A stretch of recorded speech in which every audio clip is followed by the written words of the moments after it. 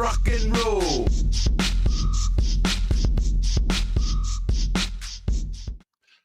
Well, hello and welcome to the Daily Atheist Morning Show. I am your host, the amazing Super Chris Mallard. Thank you for joining me today. It's Friday, Sci-Fi Friday, and we're going to talk some fun stuff. Pitch Black. I think we're going to be talking Pitch Black, mostly Pitch Black. We'll talk about it.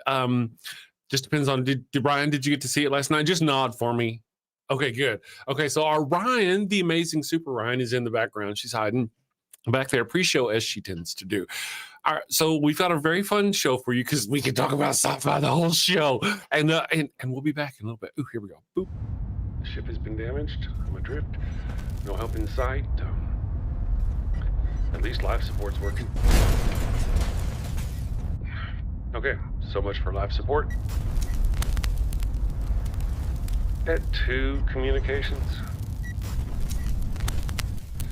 At least if I'm going to die in the deep, dark black of space, I can watch the Daily Atheist Morning Show. Good morning, everyone. Thank you for joining us. Yes, I have my wonderful co-host Ryan here. There she is. Look at that.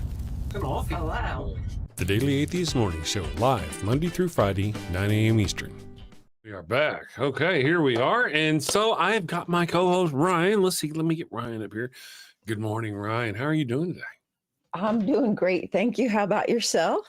I'm doing pretty good. Coffee's kicking in pretty good, you know. I mean, Ritalin is all flowing through my veins. So yeah, I'm kind of hippie speedball right now. But yeah, doing pretty good. You did get to see the show last night. Pitch Black. I did. Okay. I watched. Okay. We did. Well, Hubs watched it with me. Good. Did he enjoy it? Has he seen it before? Yeah, he's seen all of them before as well. So he downloaded all the movies so that way we could watch the the series trilogy. Is that what it is? Yeah. I believe I could be wrong, but I believe they have another one coming out. It started production in October of 2024 in Europe. Ooh. So yeah, hopefully.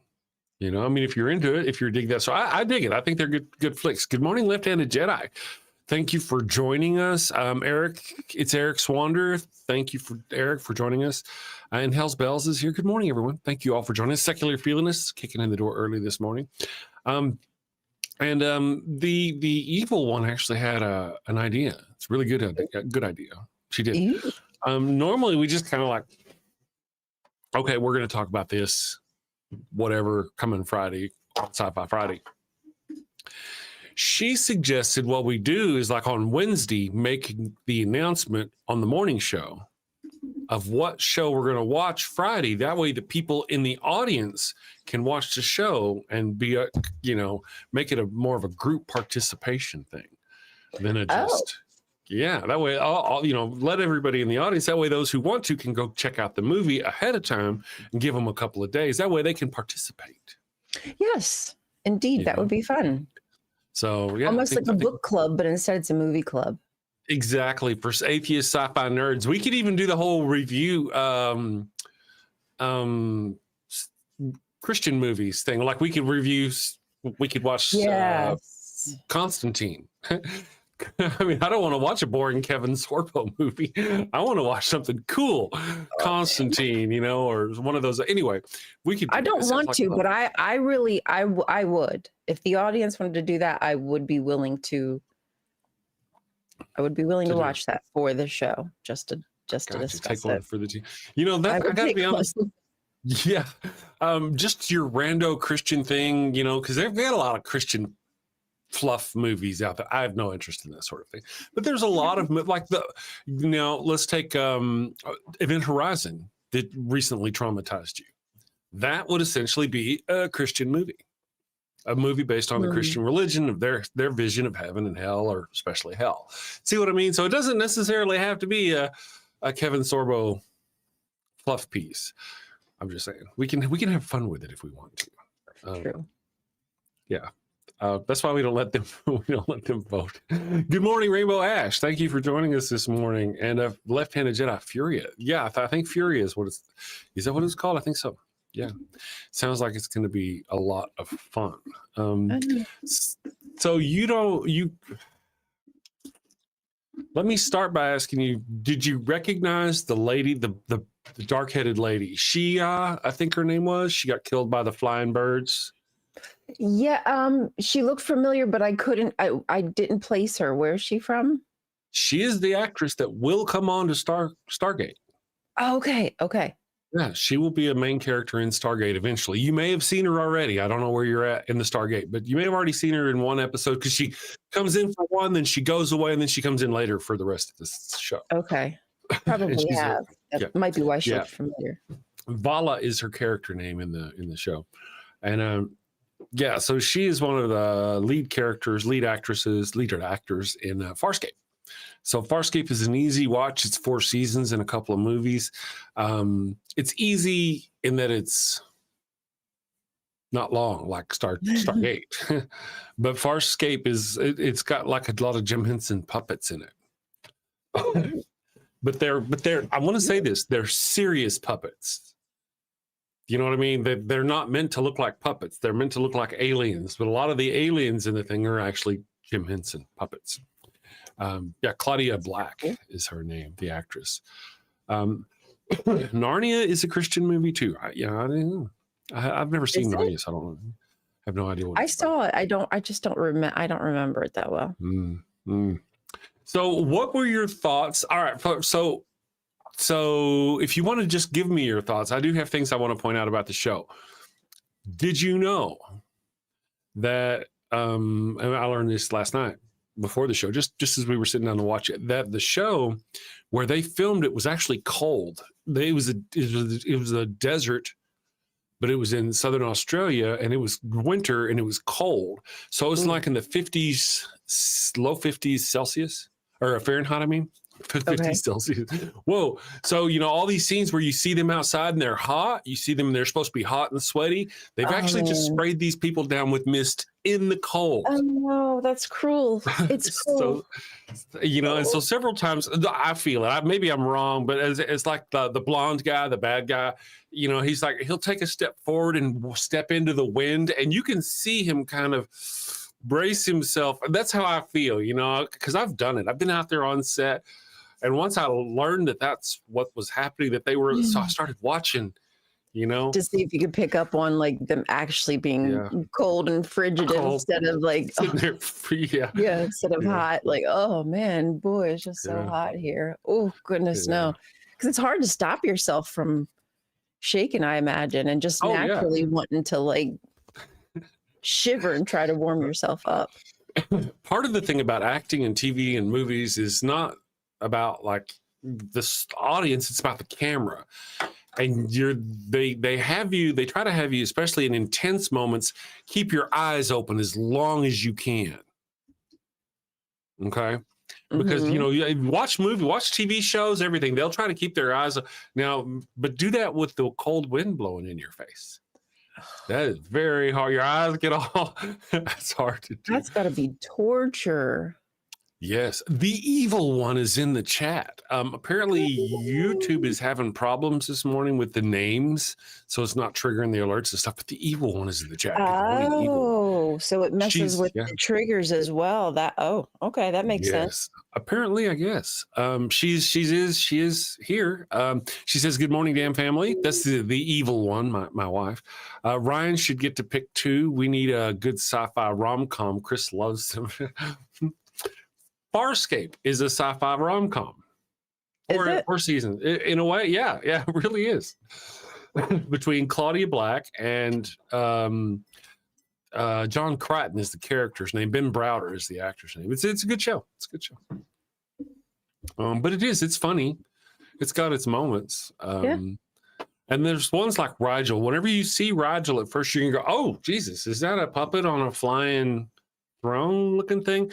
But that doesn't last very long because there's a character there. And before long, you don't even think about the fact that he is what he is. So they've got this pilot guy. It's got a lot of arms. Again, it's not a real alien. You might be surprised to hear that. But it's actually a Jim Henson puppet. I know, right? Well, didn't he do the Dark Crystal? I think so. Wasn't that him? Yeah. I think so, yeah. And there was some. And of course, Jim Henson's dead and been dead for a long time, but His son's Yeah. running the thing, or was running. The evil one says the fountain. Oh, the fountain is. Have you seen the fountain? That's a sci-fi chick flick. I want to say it's a good flick. I dropped something that I must find. Looking it up. It does not look familiar. With Hugh Jackman. Oh, it's so romantic. It's so romantic. I'll just give you the brief rundown of it. He's a neuroscientist, and the absolute love of his life is dying of brain cancer. And he's doing everything he can to stop her. But stop it from happening. But there's these two different storylines that are going on, and it's really beautiful, and you have to go watch it, and you will cry. You will be bawling like a baby, like a hungry, angry baby by the time it's over with. Yeah.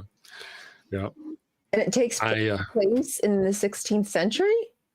Well, no, that's the whole thing. All right, so the main characters, like I said, he's a neuroscientist and she's his wife, and I don't remember what she does. But she is writing a book, and in that book, there's a story about a queen in the 17th century, and then you go back in the time, and she's playing the queen, and he is playing the guy, and then there's a future that you see. Now, the future, I believe, is supposed to be the real future. I don't know that for sure. I don't know if that's I don't remember really, or if it's just written down like a part of her book. But I do know the part of the 17th century is the past, or is part of her book, and it's really good. It's a really good show. Okay. I can't watch it without crying. Oh, I'll have to take a look at it. Yeah, it's good. It's we may have to do that on a Sci-Fi Friday kind of thing. Yeah, I can do that too. Let's see. I played an extra in the movie Black Hole and froze my butt off. Yeah. If you watch, there's a series coming out right now, and it's called Son of a Bit Ransom Canyon is what it's called. And there's an episode in Ransom Canyon where they're out on it's a luxury ranch kind of thing where they have parties. It's supposed to be rich people ranch. And they have a pool and everything, and they're having a party, and they're out there, and there's women out there in the thing, and they're in their bathing suits and all this, and that was all done in the winter, and they were all freezing their asses off. I was there too. I was a stand-in for James Brolin, Josh Brolin's dad. Yeah, very cool. So yep. And so, but it was cold. It was stupid cold. And then, they're all sitting out there and they're shivering by the pool. And then they're like, okay, we're ready, action. And then they take off their shit and they hide their coats real quick, and they're sitting there in their bathing suits. And the wind is fucking blowing. I'm like, oh my goodness, you poor. I felt bad, and I had my pea coat on. All I had to do is stand in place. Yeah. Right. I had to come in from the warmth, come out from the warmth to stand there just for a few minutes while they set up the new camera shot, and I'm sitting there in my coat. As long as the coat matched the color of his stuff, that was all they cared about. Yeah, so they're just getting lighting right and all that. Yeah, those poor people. Anyway, yeah, that's the life of an actor, And as a background actor on these things, you would not believe background actors do a lot. That it's a lot of hard work. It's a lot of hard work and a lot of hard sitting. Waiting, just sitting. They usually have like a room for you to go sit in. So you go sit in that room. And just wait. Wait to be called on. With a bunch of other people, and it sucks. It very much sucks. But it's an experience. Yes. So all right, so that was one of the things I wanted. I didn't know I started to send you a text message in Discord, but I know you don't check it very often, so you wouldn't have. I wanted to warn you, let you know, so you could be watching out for the fact that they were working in the cold. Yeah, I do wish I would have known, because I would have been peeping it. I would have been like, trying to clock it if they were shivering or not. Yeah, and I enjoy it. So what did you think about it overall? Did you have a favorite character? What did you think about Vin Diesel? This is his first major acting role where you see his body. He had other acting roles where you. Was it his real first? Breakout role. I think that was one of the first movies that I remember watching that I liked. I think I liked him more as a character back then when I first saw it than I did now. I still like him. I still like him. I think that because my frame of mind is different nowadays. I just perceive people's behaviors and what they say a little differently. So what I would have just like let go maybe then, I don't necessarily just let go now. If like too long didn't read TLDR, but I give him a lot of credit because he could have just left, and I think he was going to leave and didn't. I mean, she had to force his hand. She had to force his hand. Yeah.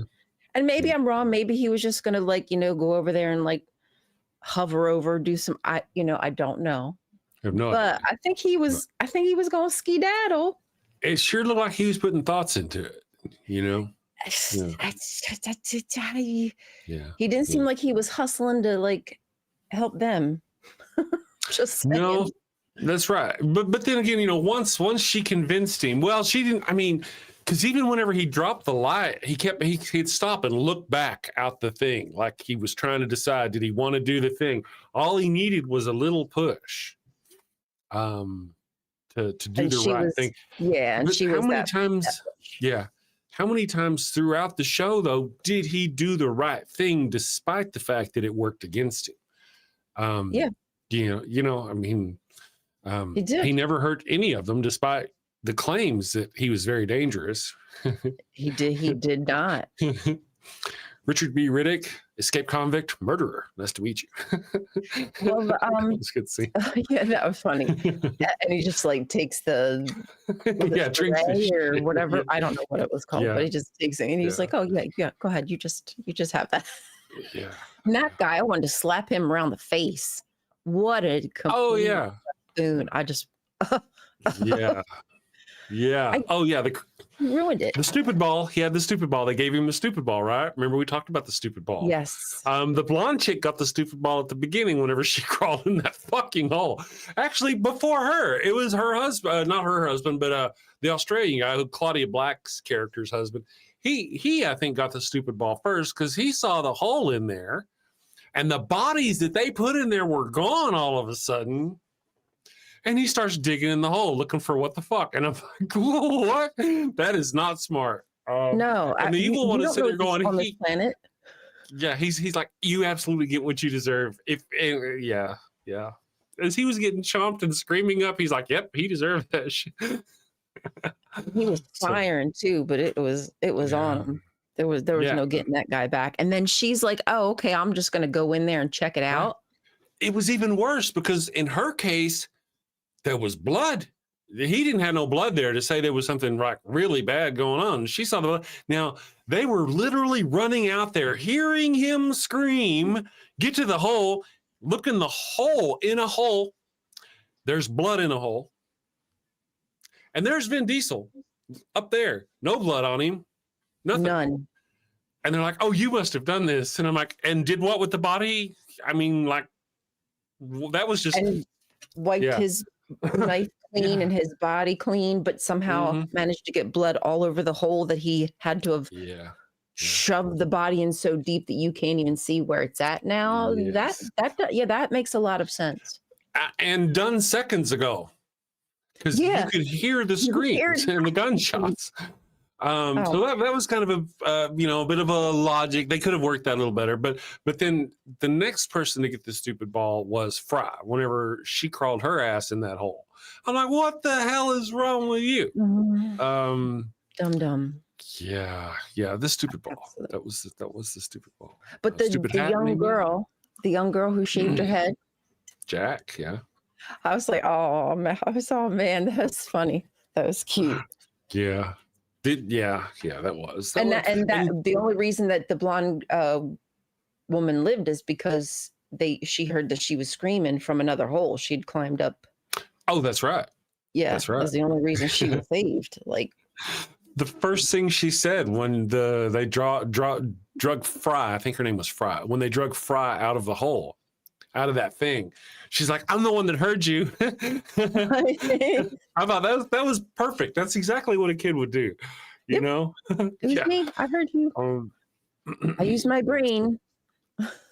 That was an interesting part. But that, throughout the show, once again, you know, he had the opportunity to get her whenever she was alone before she ran into what's his fuck, and then he had just lots of opportunities to do some serious harm to these folks and never did. And that one guy, what's that show? Damn it, there's a new show out. It's a Western. It's a modern day Western right now. Yellowstone. Are you familiar with Yellowstone? No. Okay, I'm gonna blow your brain. The actor that played Johns, the blonde guy, last night on the show. Oh yes. Yes, he plays on a new. He's still an actor, yeah, and he's very popular apparently on a show called Yellowstone. So if you'll look up briefly, just on your deal, look up Yellowstone IMDb, because I don't remember his name, and I think it's Hauser of some kind. Let me find out here. Yellowstone. I shouldn't have done it this way. I should have gone through there we go. Let's see if I can find it. Cole Hauser. All right. So if you'll find the actor Cole Hauser and pull him up. Let me bring it over here and I'll show it on the screen here for other people too, so they can see it. Okay, yeah, I see him. And that, my friends, is the blonde guy from the show last night. Mm-hmm. I see it. Yeah, I still don't see it. I still do not. I'm like, wow, it just does not look like the same guy at all to me. But he's apparently a very popular character on Yellowstone, and the women dig him. I'm thinking the wife, the evil one, said he's a sex symbol of some kind. Oh, really? Yeah, I guess. I mean, he's all right. I prefer him with the lighter hair. Yeah. Well, there's 24 years since that first one. So I guess he's doing pretty good, really. Mm-hmm. But I think he did a pretty good job. It was his idea to do the drugs in the eye. Oof, yeah, I did. Yeah. I had to look away because I was like, what the F is he doing? Yeah. He asked, this is from the IMDb trivia section on the movie. I check it out during or after movies whenever I'm watching them. He asked a doctor what was the most disturbing place he had ever seen somebody inject themselves. And that was the response he got. So they incorporated that into the movie. That's pretty cool. Yeah. And rough. Cool. Yeah. Oh, yes. So very rough. And he, you know, at first you think like, okay, maybe he's like an okay guy. And then when he tells, what'd you say her name was, the blonde? I'm sorry. Fry. That he wasn't going to let Riddick go. Mm-hmm. I was like, that's shady. Like, I don't like that. Yeah. Don't lie to people. Don't. Yeah. He was bad. Whenever you go, there's something else too, that they're all a lot older than they look. In the show. And the reason why is because of the hypersleep that they do in their travels. So if you go look up how old they are during the show, like on the planet, whenever we see them, like Claudia Black's character looks like she's 30, 35, but she's actually like 52. Oh, wowzy. She spent 15 or 20 years in a cryo chamber. Oof. Yeah, hypersleep. So I think the one with the biggest disparity was the rich guy. Apparently he traveled the most. The one with the antique dealer? Yeah, that guy. Is that the one? Yeah. Mm-hmm. The one with the stupid ball. True that. Yeah, the one. Like, you could have got them all killed, you dipshit. Yes, he very nearly did. Got himself killed, and I mean that was just, again, stupid ball, man. That was stupid. That was. Like, you know, you only have so far that you can go away from the machine, you idiot. If it was that important, say, hey, can we stop? Can we go this direction? Pick up the and then, like, I mean, it's not that difficult to understand. They're just staying away from the light, so you can go whatever fucking direction you want to go. Like, hello. Absolutely true. Legend Jedi donated $5 to the super chat, saying character expectations from the initial scene to the end was genius. I think. Yeah, I think they did a really good job. Thank you for that. For what it was really well done, really well played on all parts. Now, I never really had a very I don't know. I never thought very highly of Vin Diesel. I've seen a few of his movies. I've never seen any of the Fast and Furious, but I never really thought very highly of him. But going back and looking, I don't really know why. Whenever you go back and find out his actual history as an actor, he created his own, and you can find it on the internet. He created his own short film, cost him like $5,000. He was stupid young, like 19. He had hair. He really, despite his life, he really tried really hard to be a good actor. An actor, not just a meathead who wanted to be an actor. He started out as a guy who wanted to be an actor who became a meathead. If you want to say that.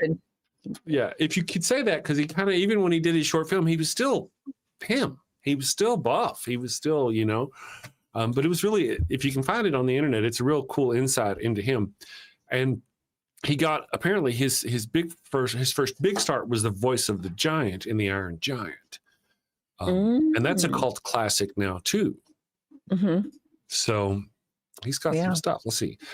Camping with Cats. What's that? I just said he's done very well for himself. He's done pretty good. Hey, Brent is here. Nice to see you, Brent. Rainbow Ash. Real Talk is here. Good morning, Real Talk. Today we are talking sci-fi. I hope you can enjoy sci-fi with us. Yeah.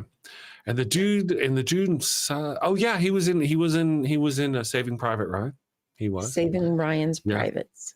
Yes. Now, did you know that, I think we may have talked about this. Did you know, Miss Ryan, that Malcolm Reynolds, the actor who plays Malcolm Reynolds, was in Saving Private Ryan?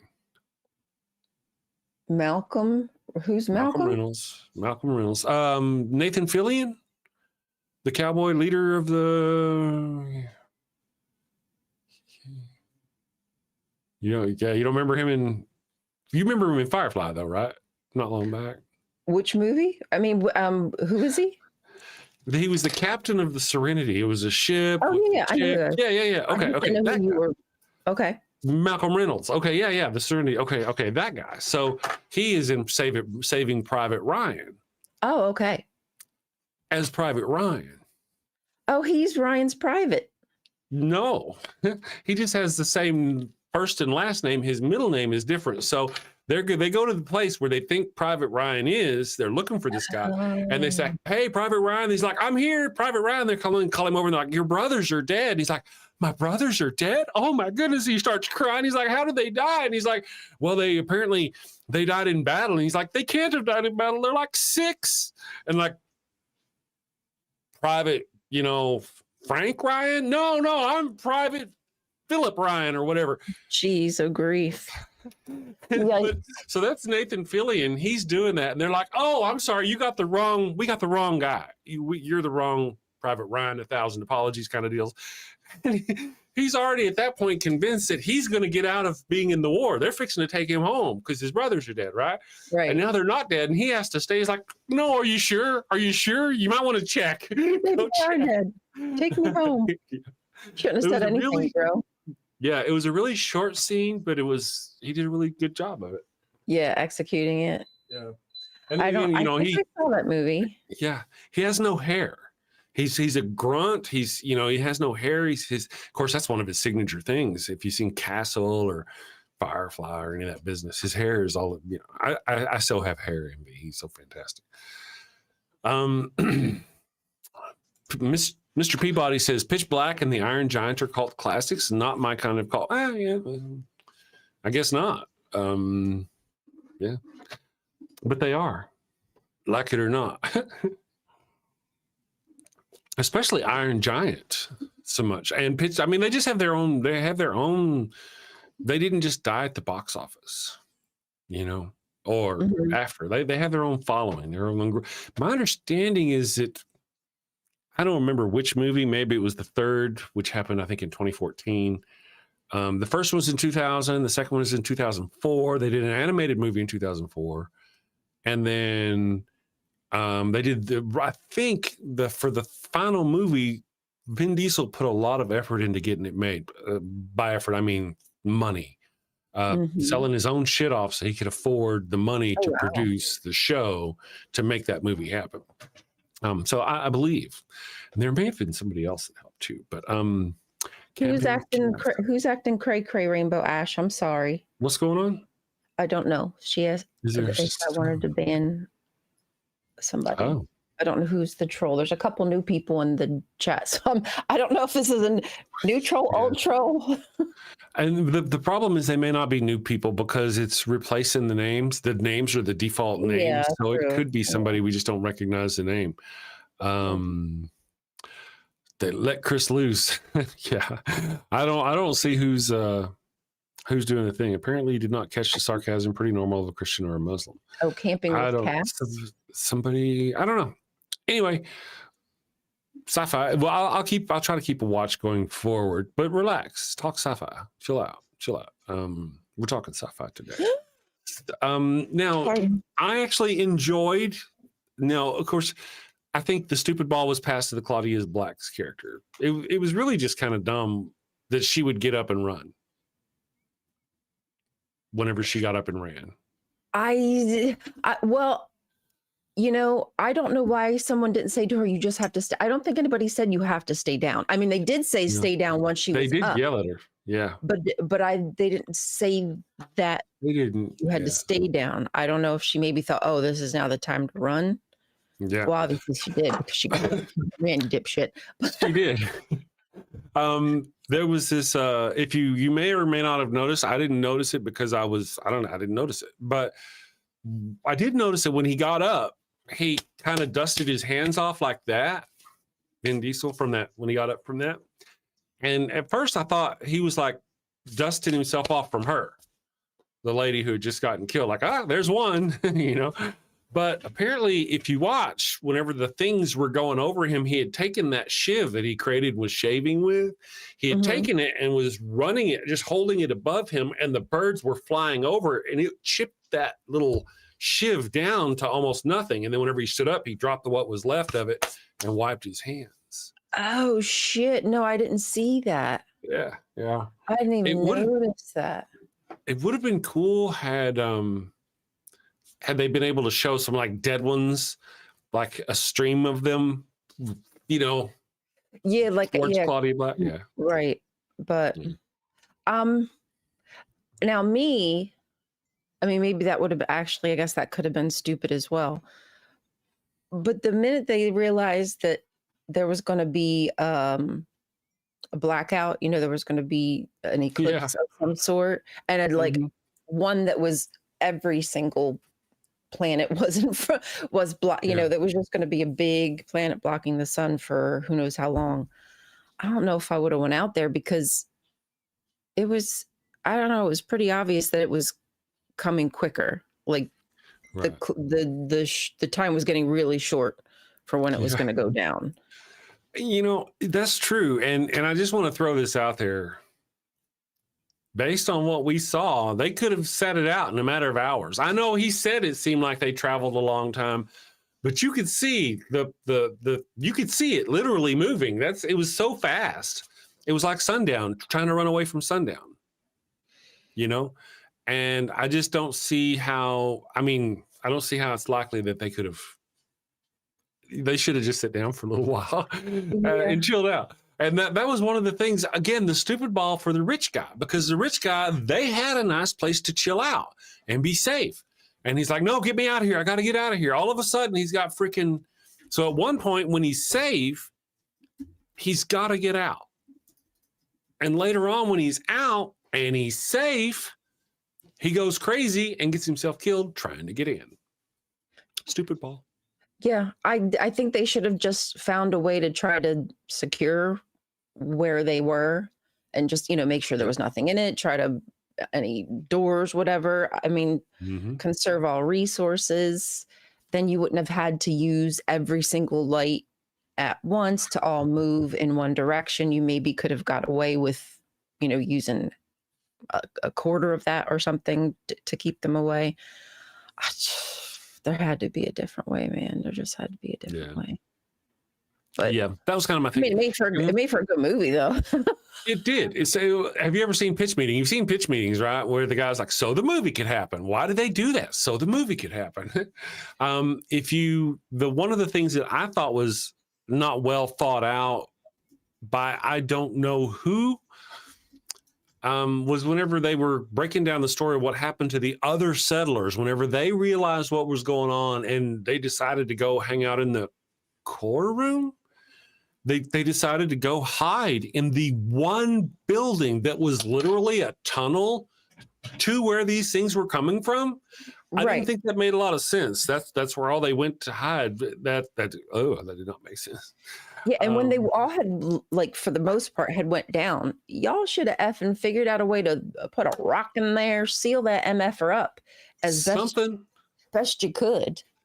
Mm-hmm. Now, the little glowworms, them little glowwormies, leads me to think that was just like a natural protection from, those other creatures. So you could have maybe found them elsewhere as well.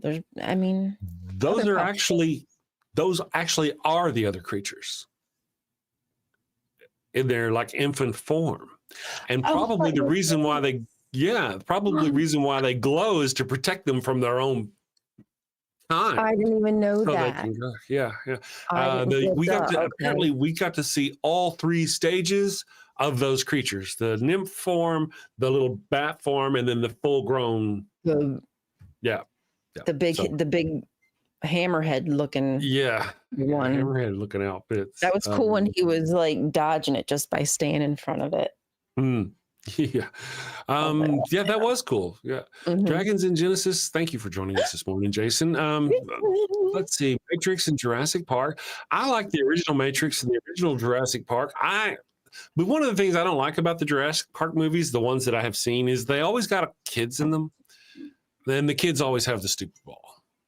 In the last one I saw, the kids get in this glass ball that they can drive wherever they want to. So cool, though. I want a glass ball. Very cool glass ball driving thing. Very cool. But the whole thing that they were there, that they were allowed to be where they were, it was just. And why did I care? Why there were so many other things that we could have been watching besides the kids. It just. Yeah, we had to care because it was homegirls' nephews. Right. No doubt. Okay. No doubt. Yeah. Yeah. Yeah. I love the original. This morning I was watching Comic Brandon. He was just live talking. Okay. And I like his point, what he said, because we were talking about Jurassic Park, that they really should all have feathers. And I'm like, why don't they just remake it? Yeah. And add they could CGI the feathers on. There you go. More realistic. They could. They could. Like, could you imagine a T-Rex with peacock feathers? Like he's like peacock. Peacock. And then he's gonna eat you. I tell you what, fabulous. I'm going to take a quick break and go reload my coffee. We'll be back in just a minute. We'll continue our sci-fi talk. I do still want to ask you more about the other stuff. We have other stuff to talk about. We'll be back. Do you have a loved one who's on their deathbed, but they've yet to give themselves up to the Lord? Are you sure you don't want to come to Jesus? No. This is your final chance. No. Worried they're headed to the fiery pits of hell. Your very last chance. No. I've been wicked and sinful. I deserve to burn in the hot place. As you wish. Farewell, my heathen husband. Farewell, my... Well, fear not, my wayward child. Introducing Father Flanagan's line of post-mortem baptismal kits. No more worries about being miserable alone forever. Be a good Christian and share that eternal pain and suffering with the ones you love. I'm in hell. Not as hot as I thought it'd be. Kind of feels like Houston, minus the humidity. Hello. My favorite drink crafted to perfection. Ooh, and some dank ass weed. I can't bear to be down on my face chanting, holy, holy, holy is the Lord, every day, all day, for all eternity, by myself. Wow, is that George Carlin? And Alan Turing, look at that. Carl Sagan, oh, I am so honored. You've been my hero since I was a kid. Neil deGrasse Tyson, what are you doing? Oh, I get it. I get it. Schrodinger's heathen. Very cute, you. Very cute.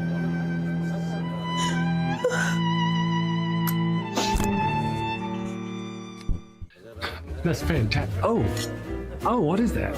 What is? It's holy water. Oh, it burns. No, this isn't where I want to be.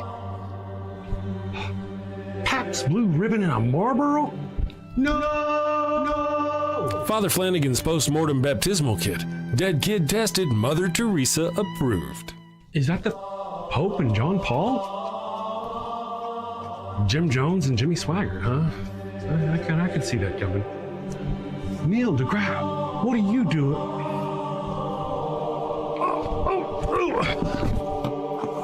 Holy, holy, holy is the Lord. Holy, holy, holy is the Lord. Thanks, Father Flanagan. Damn them to an eternity in heaven for only $59.99. They wouldn't appreciate it, but you'll feel better, and that's the point, isn't it? Get yours now. Your heathen loved one's time is running out. Holy, holy, holy is the Lord. This is some bullshit.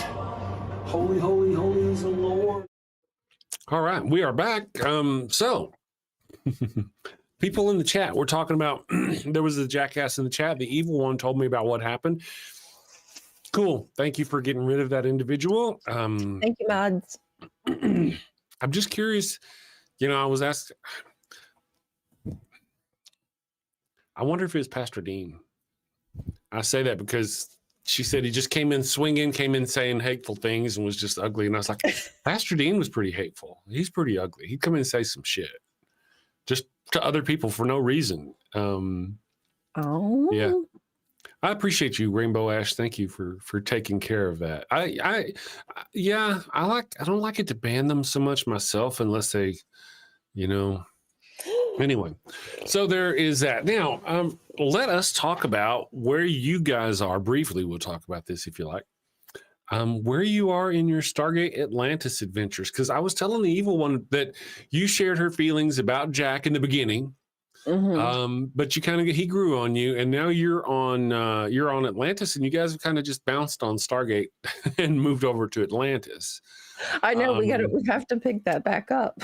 Yeah, so I expect you'll probably do that after. Well, yeah, you'll have to at some time because the story arcs come back together.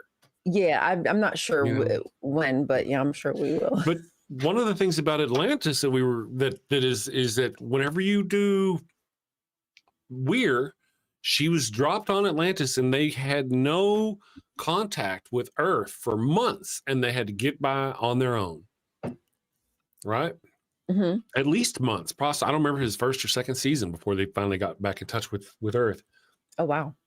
They didn't bother with sexual intrigue and this person fucking that person over. You didn't have to worry if Shepard was going to have an affair with Weir so he could get power over Rodney and make Rodney bend. You didn't have to worry about that shit. That's what you're going to see whenever you watch Stargate Universe. Oh. It is not the same Stargate. And just because they're dropped in a place, right, just because they're Voyagered, if you want to call it, where they're dropped off in the middle of nowhere all by themselves, does not really kind of give them the excuse, because that's the excuse I've heard. Well, they were there in the circumstances. I'm like, yeah, but we've got other shows that they didn't have to dig on that. And they did really good. And the Stargate Universe, one season. I don't even think they got a whole season. Oh. If I remember right. Well, no, maybe I'm wrong. I could be lying to you. I might be a liar. Let me go. I don't know. I think they may have gotten 2.5 seasons or some shit like that. Let me go Stargate Universe. And I saw somebody on the interwebs making a post that, yay, Stargate's back and it's going to be the same tone and the same this and the same that. And I'm like, no. No, it's not. I want it to be. I really do. I think they had a chemistry that was really good with the shows. But from what I understand about Dean Devlin, he is not a fan of the Stargate SG-1 series. He's the guy who produced and wrote the original Stargate. And he don't like the way people they like did it. Right. And so the article I saw is like Stargate original Stargate creator coming back to help produce this new show. And if you're a Stargate fan, you read that as, hey, Stargate /SG-1 /Atlantis / all these other things, creators coming back to make that show again. That's how you read that. Yeah. They're talking about the creator before that. Ooh. The creator for the movie. The movie, which is not like this SG-1 at all. So I'm kind of curious how they're gonna work that out. How it's gonna proceed. Yeah. They're going to go completely different. Is it going to be a exploratory show? Like, I don't think it's going to be like SG-1 at all. Yeah. But I'm curious. Yeah, I'm curious to see what they come up with. You know, as long as they can. We got Stargate. If we got any bad guys out there, we got to have bad. Fighting each other is not a show I want to see. It doesn't work for me. I really enjoy my Star Trek. Right. I enjoy that was one of Gene Roddenberry's rules about the Next Generation and the original series was they never fought against each other. They didn't screw over each other. And that now occasionally one of them would get cloned or they would get possessed by an alien spirit or some bullshit and they would turn on each other by that reason. But there was never any drama between them. And that's how he wanted it. And it was a very good working thing for me. I really liked that. It was a system that worked well there, and it worked well in Stargate. Now, Stargate has got the same thing. It's got sexual and romantic tensions between Jack and Samantha. Mm-hmm. But they don't spoil it by letting them guys get together. You know, you get to enjoy them while always having that tension. Now they do, as you saw in that one episode, Windows of Opportunity. He does occasionally get the opportunity. Right. But one of the things I did kind of wonder, and they really should have kept up with this, was they really should have, in that episode, that was season 4. In that episode, Jack and Teal'c had to learn to read Ancient. That's how they solved the problem with the thing. And remember, they go through and when they realized that they could do anything because it was just going to be, right, when they had that realization, they were in a class with Daniel learning Ancient. So they knew Ancient. They learned. They were even correcting Daniel at that point. After that show, though, they never speak Ancient or read Ancient ever again. Yeah. I wish they would have kept that to where Jack and Teal'c had that ability afterwards because they earned that, you know? Right. They did it. I mean, unless you erase that whole happening, it happened. Yeah. So, and yep, since they remembered everything.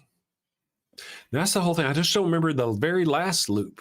Did they remember everything? I can't remember. I can't remember. Remember. The weed has runneth through my brain. Cannabis. Let's see. Let me just check. Okay, yeah. So that was one of the things that I really enjoyed about Stargate and Stargate Atlantis was the notion that they could rely on each other. Mm-hmm. Just like a Star Trek crew, like a Star Trek, you know, in Deep Space Nine, you'll find that because they hold that same pattern. But Worf goes over and starts working on Deep Space Nine, and there's a point where he's kind of sad because he misses being on the Enterprise, and he's like, when I was on the Enterprise, we were like these glorious thing. We could overcome anything. We were this team that could just. It was glorious, and he wasn't finding that same glory in the work at Deep Space Nine. And he's right. The story, they could do anything. They had all these, you know, it was really wonderful. Whenever we watched Picard season 3, my only really thing I didn't like about Picard season 3 was they spent way too much time making Riker and Picard fight each other over who was right about what to do with this ship that was in deep trouble. You know, you really shouldn't be fighting each other. Never do that. Picard is always the boss. He's always right or whatever. I mean, convince, you know what I mean? That was really the only flaw. And if I could talk to to Jonathan Frakes, I'd be like, dude, you shouldn't have done that, because he's the director on that shit. He made that shit happen. It was so out of the ordinary for It was everything that their characters have been through together, regardless of how much time they've spent apart. They were space explorers and had to rely on each other for how long? And now all of a sudden you don't trust their judgment. And if it were lesser characters or different people or something, that'd be one thing. But like you're saying, what these people have been through, right. I just feel like that was a tough call for me. That made it hard. That made it a hard watch. Every time I was enjoying the show, and then every time Patrick Stewart and Jonathan Frakes' characters would come on the screen, I would be like, ooh. Because I knew there was something. I was like, oh, I don't. Makes you uncomfortable. Made me uncomfortable. That's right. Because now I'm sitting there wondering, are they going to yell at each other? Is Picard going to, are they going to do stupid shit? Is one of them going to have the stupid ball specifically so the other one can fight them? Like, Picard, does he get the stupid ball now and he wants to do something stupid? So Riker has to go against him to stop him from, I don't want that shit. There's aliens outside. They're mad at you. You don't have a need for that kind of drama inside. There's a bigger picture. There is a bigger picture. There is a bigger picture. You're not blocked real talk, not yet, I don't think. Just may not be real. I'm not really keeping up with the chat if you're talking to me. I'm just kind of busy today. Sorry, moan at me. And it is sci-fi. So if you're not talking sci-fi at me, I'm not going to respond to you anyway.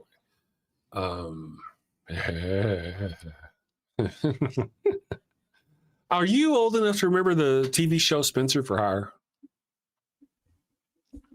Robert Urich? Yes, but I don't really remember what it's about. I have to look it up. Well, he was a private detective, and he had a girlfriend who was a psychologist, and it was just a detective show, like any other detective show. But every now and then he'd get into trouble. Most of the time he didn't use guns or any of that business, but occasionally he'd get in with drug people or something really bad, and he'd need a gun hand. And whenever he would need a gun hand, out of nowhere would come this big, huge, beautiful black man with his gun. Boom, boom, boom, boom. And then he'd just disappear and go back to wherever he came from. And his name was Hawk, and he was played by Avery Brooks. Avery Brooks is the guy who plays Benjamin Sisko on Deep Space Nine. So this guy, yes. Okay. So, and very fantastic. When I realized who that was, because I used to love me some Spencer for Hire, and I was probably 2 or 3 seasons into Deep Space Nine and what happened was, because they had him in the first season of Deep Space Nine, they have him with hair and with no goatee, the captain. So he just doesn't kind of look the same. And in the end of season 2, he shaves his head, but he still doesn't have a goatee.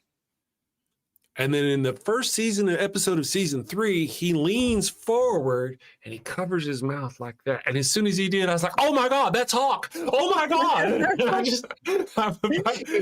You finally recognized who it was. Yeah. That's funny. Yeah. That's one of my favorite stories. I know I've watched it, but I just can't remember much about it. Yeah. Oh yeah, it's been so long. That was one of those as a kid kind of shows, Yeah. Many moons ago. So where are you guys at in the Atlantis story?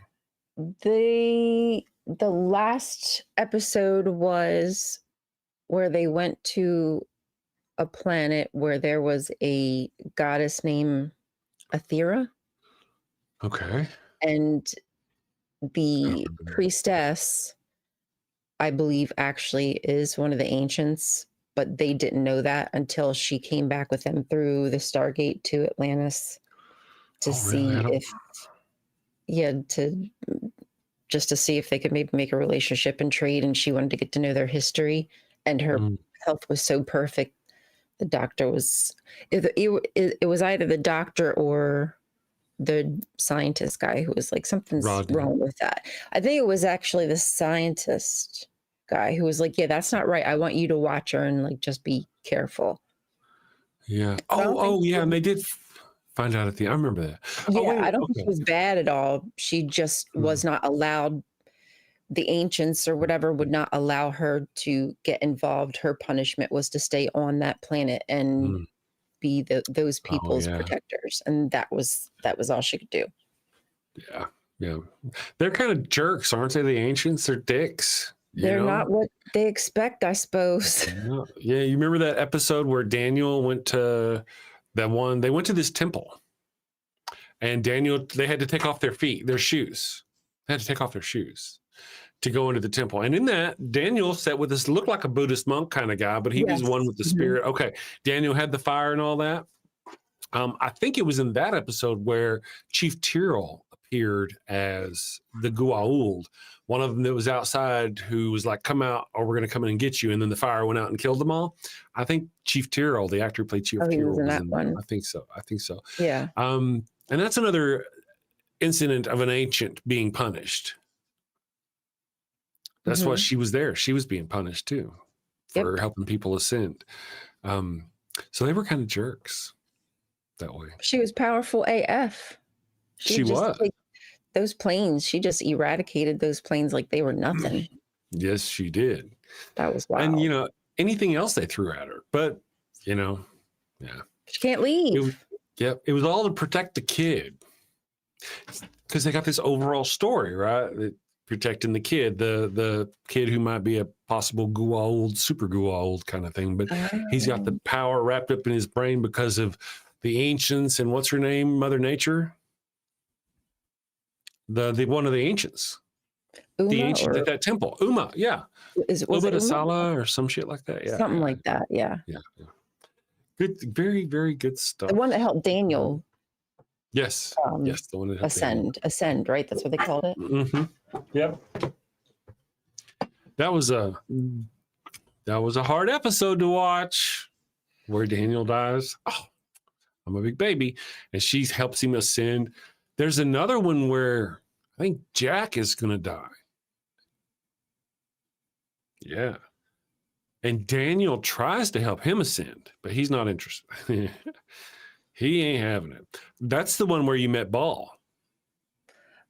Oh, yeah, that's right. And he gets punished over and over and over. And he's like, you can help me.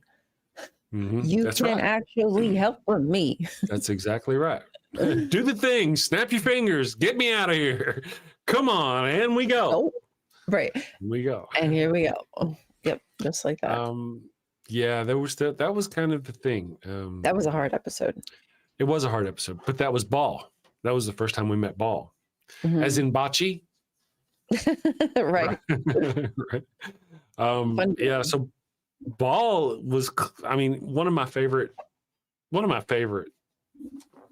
characters from the entire show is Ball. He's just, I also enjoyed, as far as characters Gua'uld wise, there was that one Chinese Gould.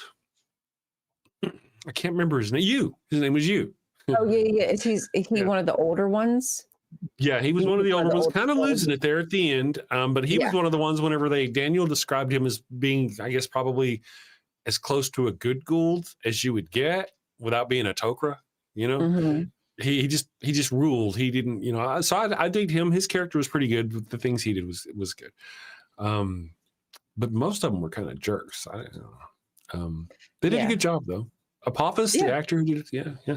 When you think about the time where he was allegedly taken, they cast him very well. Ancient Egyptian looking dude. The guy who played Apophis, the first bad guy. Yeah. Yeah. Mm-hmm. Yeah. They didn't whitewash him with some, Matt Damon kind of character. They cast this guy, a brown person who could pass for an ancient Egyptian who had been kidnapped by a Gould. Yep. So they did good with that. They did good with that. Let's see. Vesta Freya is here. Good morning, Vesta Freya. Thank you for joining us. There's a lot going on in the chat, I guess. I'm just rattling away here with the Stargate, all this stuff. I'm glad that you're enjoying this. The evil one was like wanting, I don't know, how did she put it? Like, I'm not forcing these things on you, this science fiction thing on you. I don't remember how she said it. But anyway, no, you were actually, I think we just talked about it in the beginning when we first started the show. Was it Star Trek? We're like, you should watch Star Trek. Why not? Mm-hmm. I think it was Star Trek where you guys, The Next Generation, wasn't it? Yep. That's where we started. Yep. Yeah, Because I'd watched Star Trek. I'd watched some of the movies. I always enjoyed it. I just didn't keep up. And then it's like an undertaking to start something from the beginning. It really is. It's like a whole. really It's a whole is. thing. It's a whole thing. But I don't mind doing it like with hubs. It's kind of like a nice, fun thing to do. It's fun. It is fun. It is fun. Me and the evil one. We're the one we do want to watch again is Deep Space Nine, and I know it's my favorite, and it's close on hers. I think Voyager's hers though, but we're thinking about doing it again. But right now we're watching Castle. Castle's good. I'm enjoying Castle. We're in the second season of Castle out of 8 seasons. They got 25 episodes per season, so it's a long watch. But it's very repetitive. Very repetitive. Castle is. Oh yeah, every episode is the same. They're going to find a body, then they're going to go around and find these suspects, and every suspect they're going to accost them and go, "Why did you kill this person? Why did it?" And then they're going to find out, "Oh, you didn't kill this person." And then they're going to go through that whole thing, and they're going to have 5 or 6 people where they literally walk up and they give them the whole, "Why did you kill this person? We know you killed this person. Admit you killed. We've got you in your prison," and the person didn't kill them. I mean, it happens every episode. There's like 5 innocent people every episode, and at the end, you finally get to see who it was. And they always, they always, and they'll be like, they're with a suspect, and they'll be going and asking them questions. And at the end of the interview, just as they're about done, they'll go, the suspect will usually go, "Oh, but I don't know why that, her girlfriend never mentioned anything about this." And like, wait, she had a girlfriend? Never throughout this whole thing did they mention, and they do that every time. It'll be, "Oh, wait. And they'll be interviewing somebody or interrogating them or something. And despite the fact that it was an obvious thing that should have clearly been mentioned right from the very beginning, "Oh, you didn't know he was married?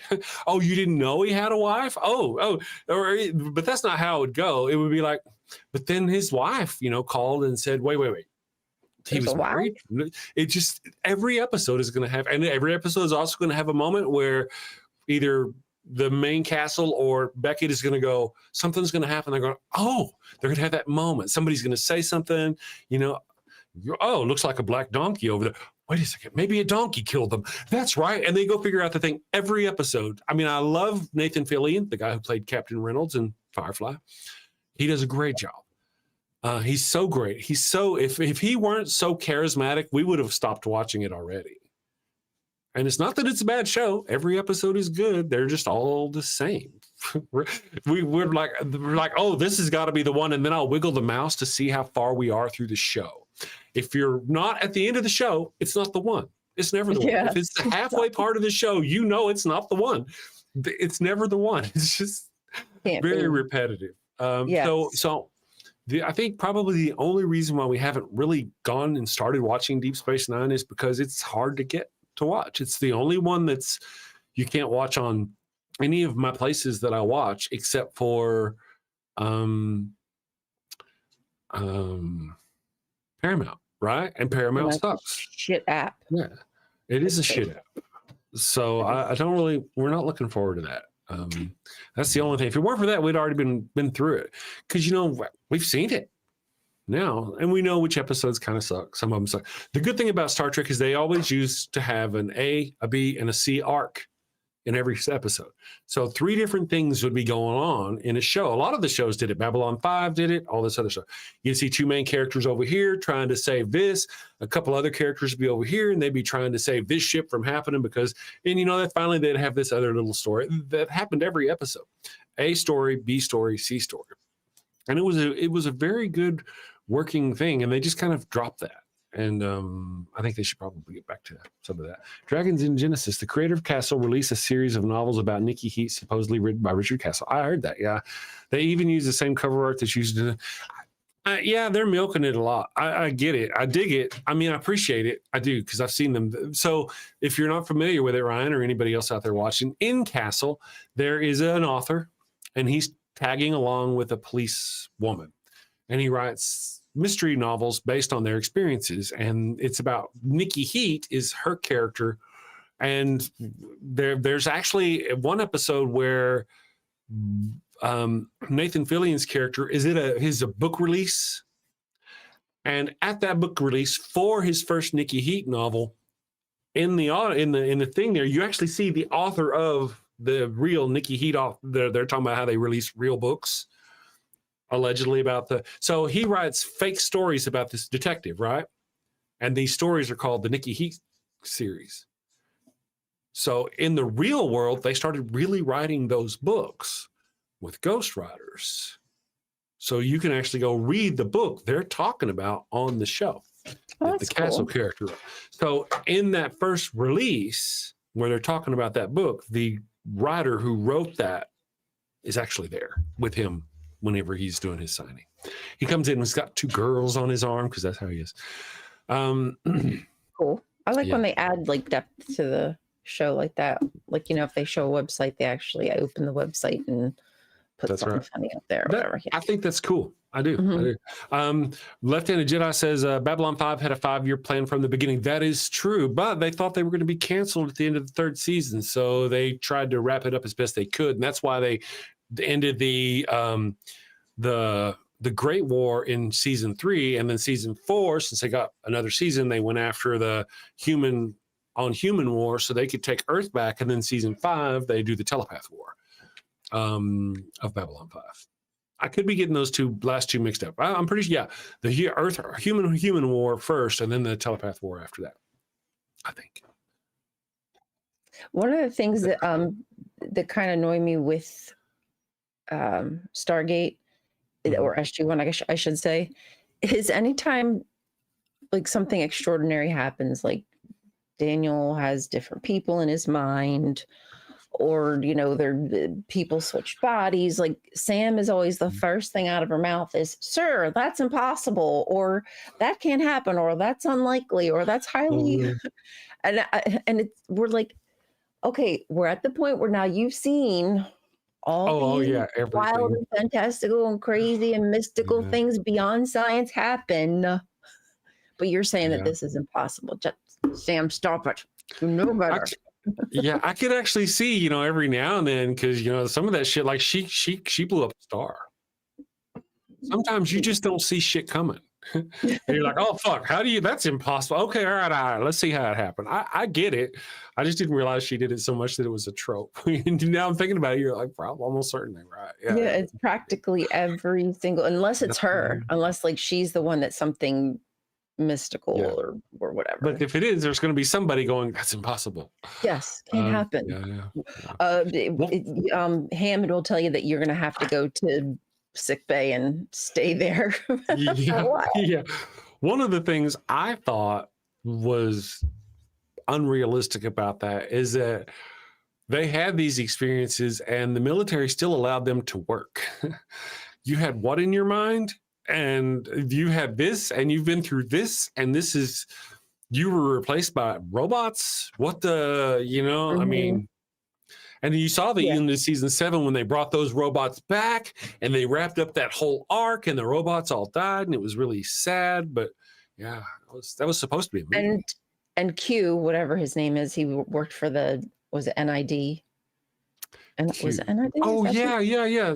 Dark Department or whatever, the public, not public, but, you know, like private. That's right. I forgot John Delancey was in there. I forgot that. He donezo now. He got fried. He got blowed out into space. he got blowed out. That was like the perfect. He deserved that so much. He got blown out an airlock after all the joking about that on Star Trek. You know, Quark, Deep Space Nine, they talk about that kind of often, about tossing people out of an airlock, and they even Quark almost gets blown out of an airlock at one point. I really love that. I know some people don't like the Ferengi episodes. I really love the Ferengi episodes. They just do them so well. And the actor who played he was in the Princess Bride, inconceivable. He plays the Grand Nagus, and he does Walter. No, that's not his name, Walter. But he does a really good job as the Grand Nagus. It's really good. And like, you know, one of the things with the Ferengi is you never see their women, because their women are always naked. They're not allowed to wear clothes. They're not allowed to leave the house. That's kind of the thing. So you actually get to see the Ferengi as a society move away from that. Oh, wow. Because of the influences of Quark's mom. Because, Quark's a pretty sharp character. Quark is, he comes from a pretty sharp character. And she likes wearing clothes, and she likes having her own money, and she likes doing this thing. She has an episode where she gets caught with money. And he has to go back home and go through her accounts. And he's sitting there going through her accounts. He's like, oh my God. Oh, she makes me look like an idiot, She's got this huge financial gift. And at the end, he convinces her she's supposed to sign away her things, And at the end, she agrees. And so she reaches over and she signs away what is like a fraction, they don't really tell. And of course, she's naked at the time. And the character Brunt, FCA, played by Jeffrey Combs. He plays several characters. He does them all wonderfully. He played by Brunt. Women are not supposed to talk to men who aren't their people, right? So she signs it, and now she is naked, and she's supposed to be because she's a Ferengi, and she's signing over her. But then she speaks to him and says thank you or something, and it's really good. Oh, there it is. Hello. I was waiting for my. Oh man, yeah. Every day I get an opportunity for $50,000 loan. Yeah. Thank goodness for that opportunity. I don't know. Isn't it I think it's the employee department, or no, the employment department, or somebody's trying to give me money, and I just got to answer the phone. Wallace Shawn is his name. Oh my goodness, he is so fantastic. I did an episode.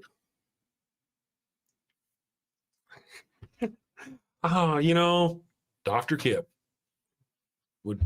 We talked about this on the show, how there are people in Christianity who try to jam Jesus into the Old Testament by claiming the first word of each chapter or the first name of some characters or something. They try to line these things out to where just make shit up, to where it fits their own design. And that's what happens in Quark. And so something happens to the Grand Negus, and instead of all being about greed, he's now all of a sudden about love. And so he rewrites their rules of acquisition. And they can't believe it. The original first rule of acquisition is once you get their money, never give it back. That was the very first rule. And then now he's changed. It's like, well, if they want their money back, give it to them. And then they were really nice. And so he's like, there's got to be a secret message. And he goes, if, never. And he just kind of, and it's just exactly like these Christians do, trying to jam Jesus back into the Old Testament. Yes. I did a video on it. I'll tell you what, let's take a break real quick. So annoying. We'll be back. We're going to do a thing. We shall return. Let's give them some Wild Bill and some Papa Dog. Wild Bill. Hello, and welcome to Shakespeare with a Redneck. Finally. I'm Wild Bill Wigglestick, and this is my trusty sidekick, Willie the Kid. And we'll be your handsome hosts, your gilded guide, your cowboys, concierges to Shakespeare. Oh, how cute. Wait, is that at 2, Ollie? Run along, little doggy. Bill, where the hell have you been? Well, I've been roaming the earth, going back and forth upon it, to and fro and whatnot. I like to travel too. Wait a second. Yep, back and forth upon earth, doing unto others before they do unto me. Bill, are you quoting the Bible? Trying to quote the Bible? Indeed I am. Despite my appearance, I am a man of culture and know many things, not just Shakespeare. Really? So you have a Shakespeare monologue related to atheism or skepticism? Indeed I do. Bear witness. Oh, this is going to be good. This is the excellent foppery of the world, that when we are sick in fortune, often the product of our own behavior, we make guilty of our disasters the sun, the moon, and stars, as if we were villains on necessity, fools by heavenly compulsion, knaves, thieves, and treacherous by spherical predominance, drunkards, liars, and adulterers by an enforced obedience of planetary influence. And all that we are evil in by a divine thrusting on. An admirable evasion of Whore Master, man, to lay his goatish disposition to the charge of a star. My father compounded with my mother under the dragon's tail, and my nativity was under Ursa Major, so that it follows I am rough and lecherous. I should have been that I am, had the maidenliest star in the firmament twinkled on my bastardizing. Wow, that really is spot on about what we cover here on the channel, about how, people. So here's a quick rundown of the situation. Bill, this non-believer, ignores the teachings of his learned father and ends up getting 4 people killed. Bill, that's not... Okay, carry on. Shakespeare was a heathenistic non-believer bound for the fiery pits of hell, just like yourselves. I don't think. And in order to throw the murderous church of the time off his heathen trail, he writes the skeptic as a sneaking, lying, adulterated father and brother, hating and betraying villain who ends up getting his comeuppance in the end. Bill, oh, come on, man. You're always blah, blah, Bible stuff, blah, blah, boring. You got to spice things up. Bill, tacos are spicy. Everybody loves tacos. Bill, tacos and boobies. Okay, you're not wrong there either. Tasty and delicious culture, baby, coming at you. Avoid the storm of familial discontent. Blow winds and clap your cheeks by clicking that subscribe button and hitting that. Wait a second. Don't you mean crack your cheeks? Nope. Bill. Send safely, my friends. Take care. Peace. Okay, so people in the chat have mentioned a couple of Chris's.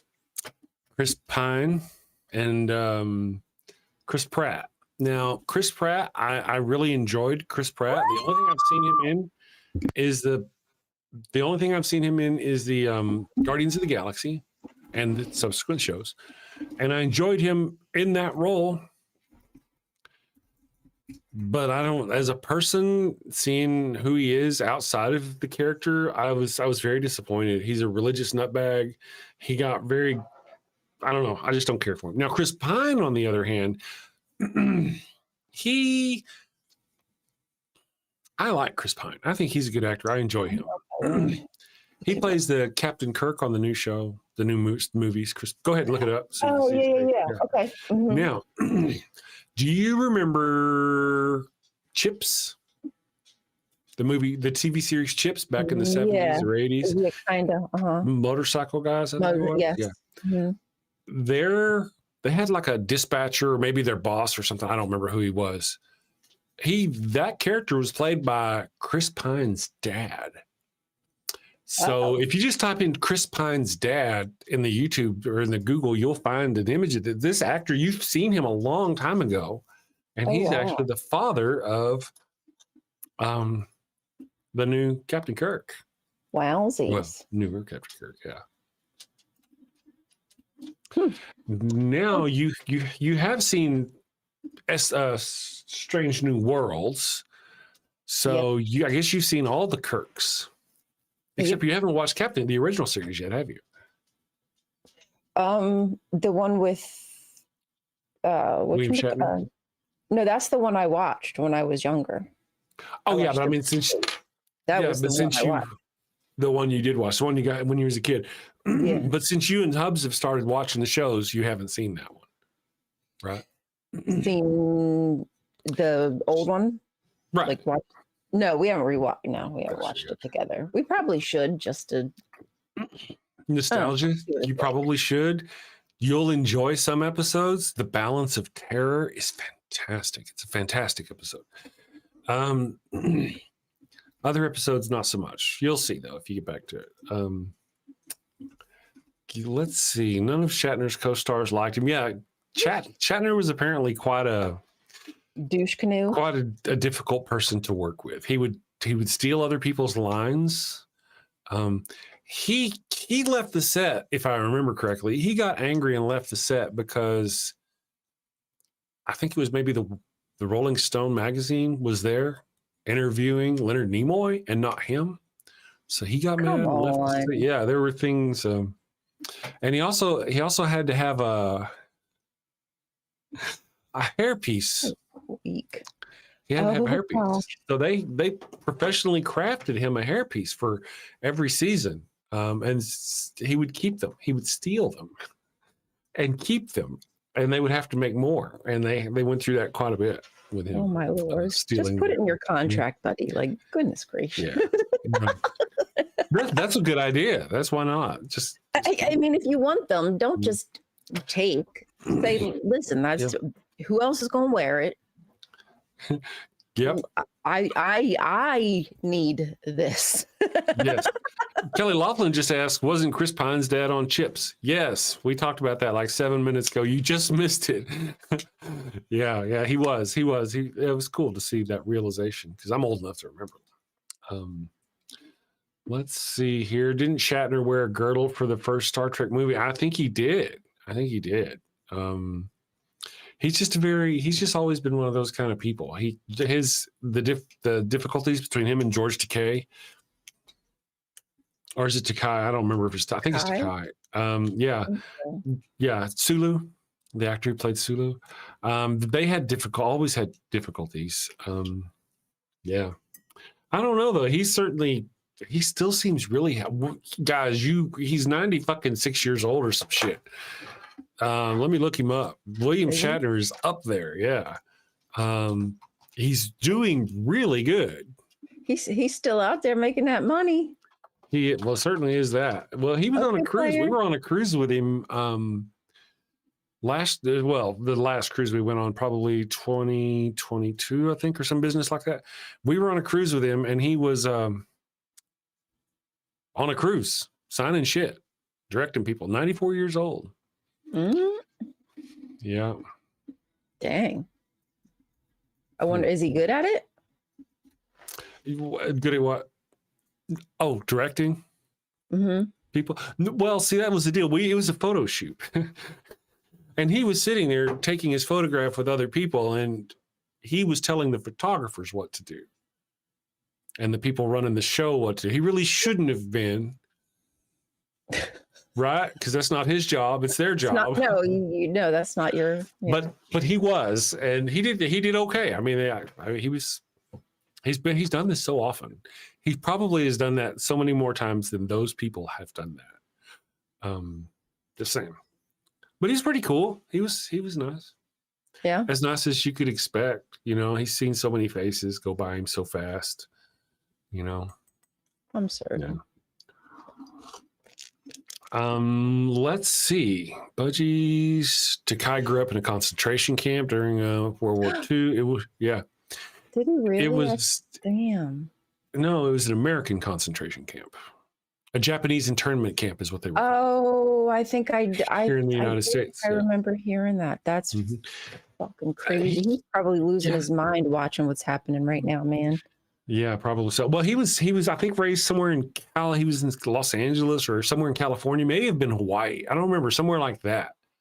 And he was an American citizen. And just because he was of Japanese descent, they rounded him up and put him in a camp here in the United States.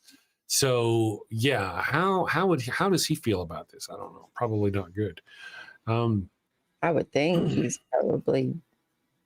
Yeah. I wonder if he said anything. Not that I would expect him to, but. He's quite vocal on Facebook. Oh yeah, I follow him on Facebook. Yeah, he's very, very vocal about stuff. Well, as you would expect, gay, right? Yeah. So I'm certain he's fairly outspoken about things. Yeah. He came out, I don't remember when he came out, a long, long time ago. To me, it seemed like a long time ago. And there were feathers ruffled by that, but who cares? Nobody cares. Nobody cares anymore. For the good. Well, some people care, right? Isn't it interesting that the people who care about that sort of thing, their great leader is alleged to have blown another man? Huh. Oh boy. I wonder how they're getting in touch with their feelings on that one. I saw this deal, and I don't know if it's Alex Jones really, or if it's an AI of Alex Jones, but it was captioned something like all of MAGA now. And when you played it and you listened to it, it's like, they say Donald Trump allegedly blew another man. And what if he did? So what? All of a sudden, these people are like, so what? Let's all go blow another man. I was waiting. Yeah, Alex Jones said I'd suck a ding. So what if he suck a ding dong? Yes. So what? Yeah. Okay. Hey, maybe dicks are delicious. He doesn't know until he tried it. Maybe he's tried it. You know, right? Oh, why yeah. would you judge? Why would you judge? That's right. Have you heard that it was either Bubba Clinton or Bubba the horse? Because somebody in the group owned a horse named Bubba. It was a woman, I think. Oh, God, I hope it wasn't a horse. Was it Ghislaine Maxwell's horse? Somebody had a horse named Bubba, allegedly. So now the interesting part about this is there's a photograph of this event. Allegedly. Oh yeah, it's like Epstein was asking, have you seen the photograph of Donald Trump doing it? Now, here's something that's interesting. I think we should all brace ourselves for is a couple of things. One of the things is AI is getting stupid realistic. It would not surprise me if they have AI specialists right now fabricating evidence against Democrats. You could actually take a Donald Trump video and put Bill Clinton's head on him convincingly, especially when you've got unlimited resources in Grok and Elon Musk to help you do it. So I just want people to know that that's a possibility. I'm sitting there tinkering with my AI, and I'm doing stuff, and I'm watching Nerdy Rodent, by the way. If you guys are familiar with Nerdy Rodent, he's really big into it. I just found out that this morning. Mm-hmm. And I'm like, man, this is crazy. It's crazy in that they could literally fabricate evidence, and they would. I don't see why they wouldn't. I don't see that these people are so Pam Bondi and everything that they've done. I don't see why they wouldn't do that. They'll try, but forensics they're not that smart. Oh, right. They've shown themselves to be pretty doofusy, and they think so much of themselves that they can get away with stuff. And then when their hand is revealed, they're just like, oh, you didn't see what you thought you saw. I'm curious. Oh, yeah. Or if you did, who cares, right? They've been who cares? Yeah. If he said it, well, he didn't say it. But if he did say it, it was okay because he was justified in saying it. Did you hear what Pam Bondi said?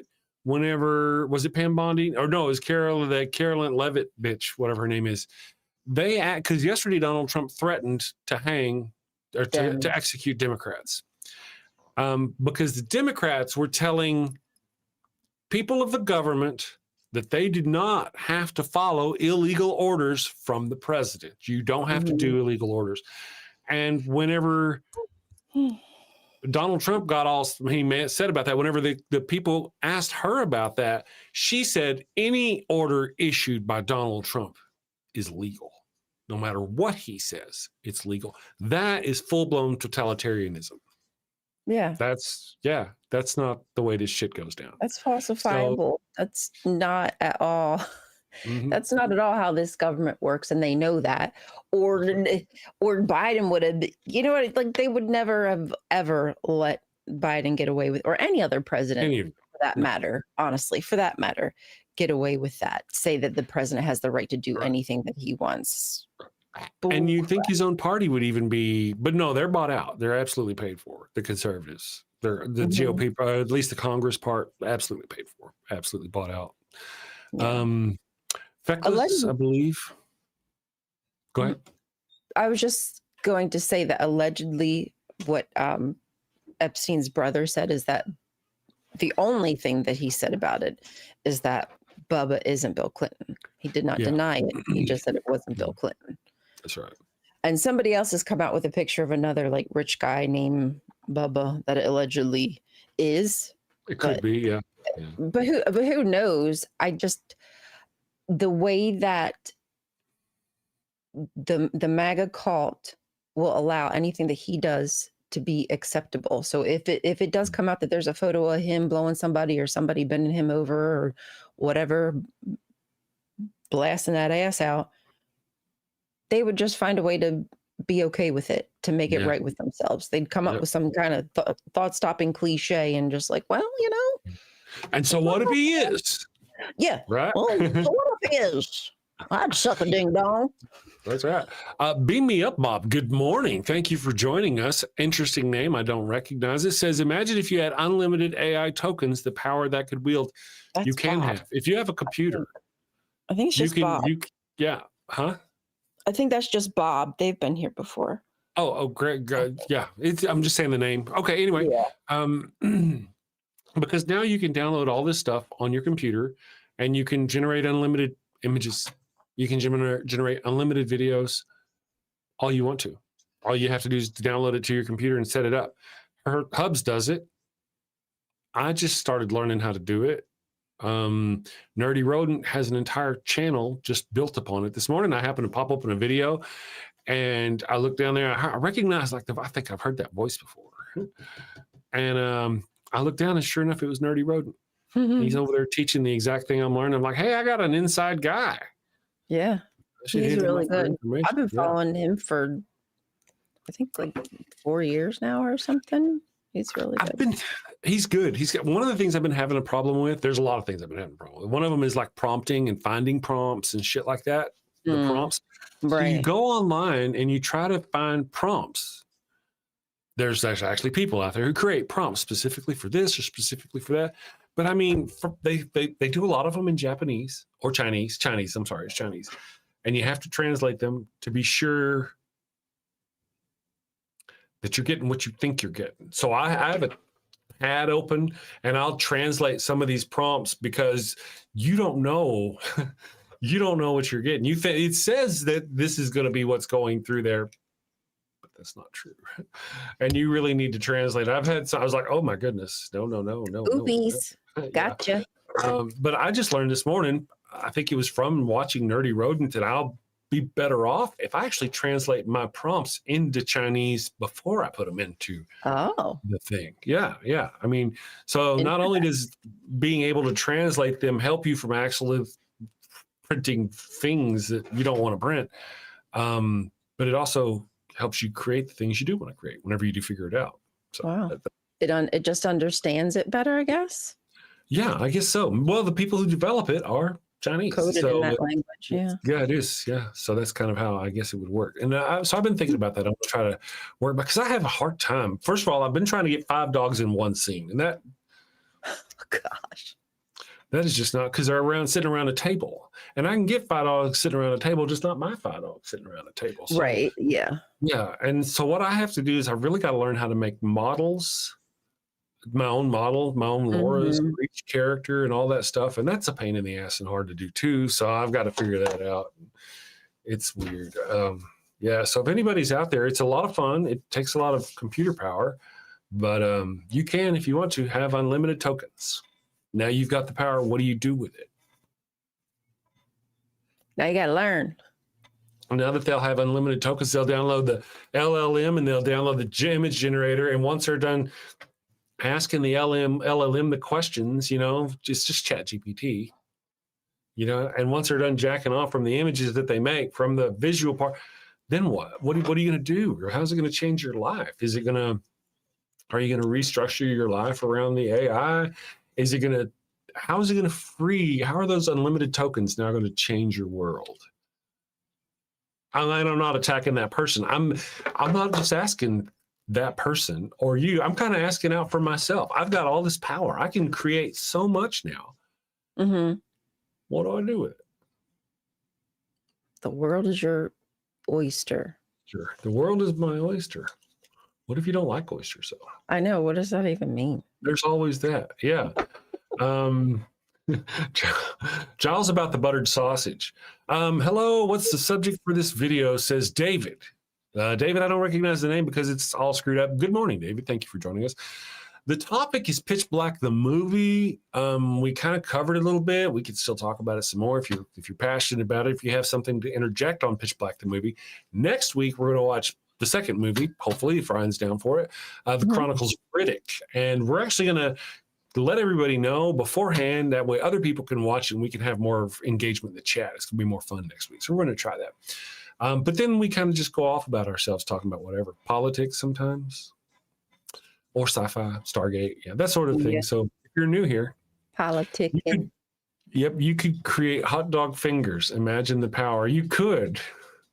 Do you remember that? Would you like some sausages? Daddy, would you like some sausages? Remember that? Do you ever watch that? I haven't. But have you seen the Everything Everywhere All at Once movie with Michelle Yeoh? In that movie, she actually has there's some universe where she has sausages for food. Oh, she has sausages. Okay. It's weird. It's good.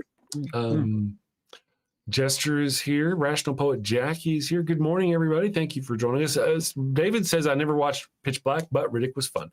Yeah, there's 3 Riddick movies, and we're gonna watch them. We'll find something else to watch. I like the idea of making it more participatory with the chat. You guys all need to watch Riddick for next week. That's your homework. Chronicles of Riddick, the second movie. Chronicles of Riddick. That's right. Lieutenant Jedi said you could make a story into a video of your choice. He's talking about the video AI. You could make a story. You can generate solid characters, repeat characters that you can. And I'm learning how to do all those things because I actually want to do that. I have a story I want to tell, and it's going to take learning how to do all those things. I don't know if I could be able to tell it all in that format, though. Certainly not. But I'm looking forward to being able to make my commercials for the show in that. And I'm almost there. Models, you'll be set. You'll be able to do a ton of shit.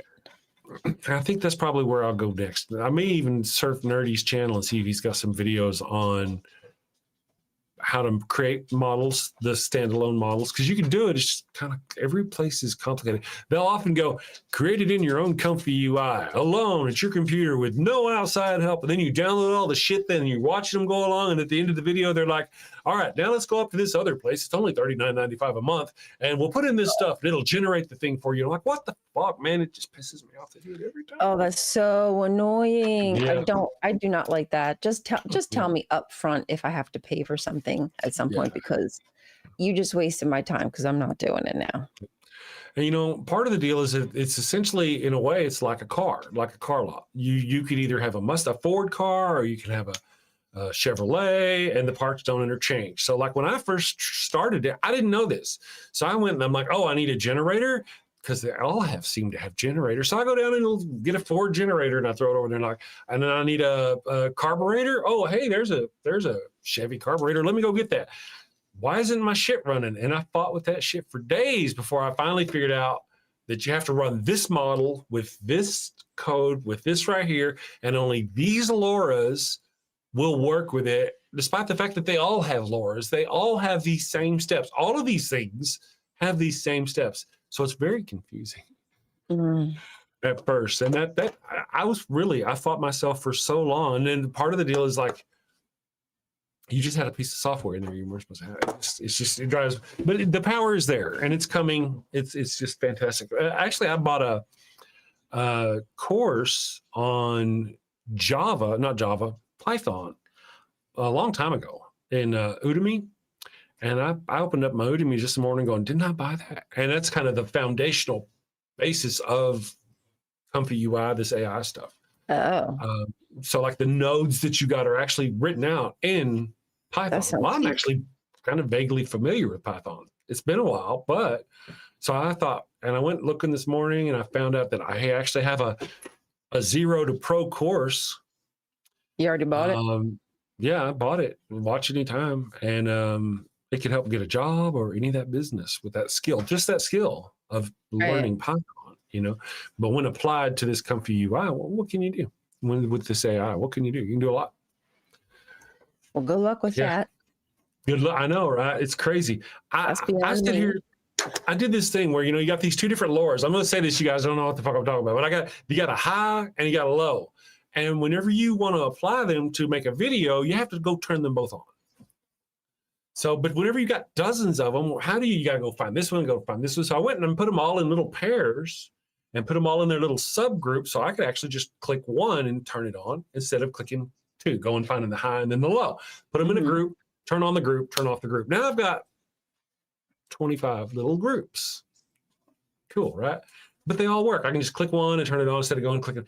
And then this morning I found out that if I just do a certain thing, I can have a little panel open and it'll have a little button and I can just turn off and on each group individually. Even simpler way to do But it. the groups are not really groups, they're subgraphs. And that doesn't work with subgraphs. So now today I've got to go pull all of those subgraphs out of there or put them in groups, each one, and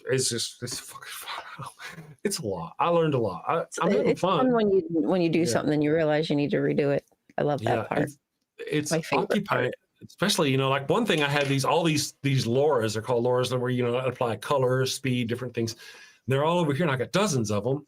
And there's all these wires going across, little strings. It looks like spaghetti going across my thing. And then I learned that I could create these little nodes. I could put a set here and a get here, and you just run it to here. And then this one here will pick up over here and take off. So that way you don't have all these lines running across. I was like, the day before yesterday when I learned that shit. I'm not kidding, guys. Yeah, I've been back and forth, and then, so now I went back and rebuilt all the shit. So now it's all cleaned up without the spaghetti, and all my nodes are there, and I put them all in. And now I just found out I don't need all that at all. I don't need any of that at all. I need none of that. Oh man, at all. It's fun. The joys of learning something new on your own. It is. Yes. It is.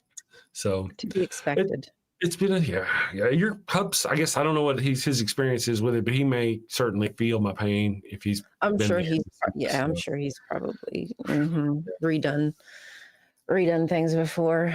Yeah, he's good at that. David said, I don't know if we use AI to work with creators to skip redundant work. It's cool as the best use in that space, but we just have to remember not to replace the actual human creativity AI standard does. That, you know, that's hard to do. It's hard. You just can't. You want to, but you can't. Some people lament that, you know, I go to work all day long so I can come home and have my AI make paintings for me. But I wanted to be the one relaxing and sitting at home and doing the painting and having the AI do all the work. But that's not what's really turning out to happen. It's the AI doing all the creating. Some people don't like AI, and I get it, but and there's one gentleman, I don't remember who, Eric Carter, is that who it is on my thing?